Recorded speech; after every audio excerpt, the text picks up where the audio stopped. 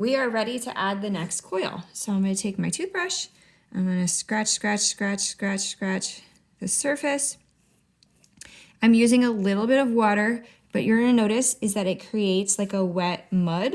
That's your slip. So if you spend the time to scratch with a little tiny bit of water, you will actually not have to add more slip because you're going to be creating slip on the surface of your coil in your pot.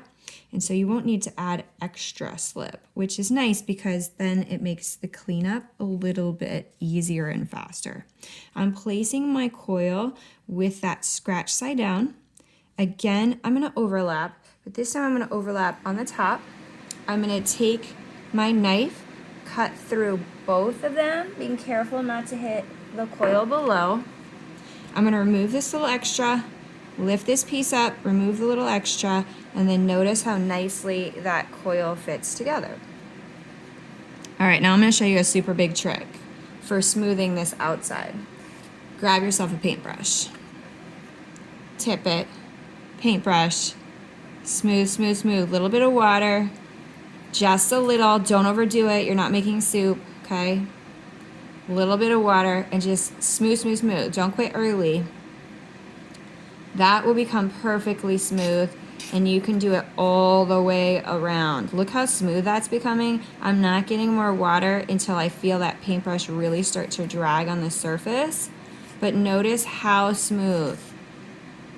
Okay, tiny bit of water. That's really where people make their mistake with this technique is they're like, it's soaking the whole thing. We don't want to soak it. Tiny bit of water. What we want to do is make the surface of your pot like slip.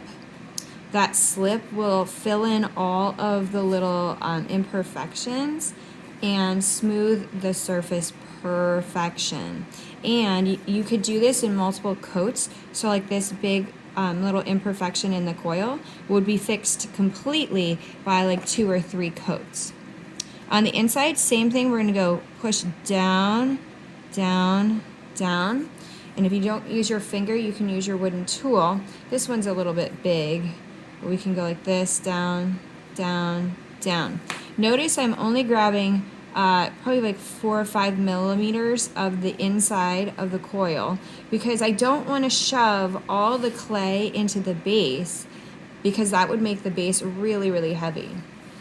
Now I have a little bit of fingernail and I find that awesome for this because it grabs a little bit of the clay and helps me push it down because we want to do what's called merging. We're merging the center so that the inside looks all smooth, okay?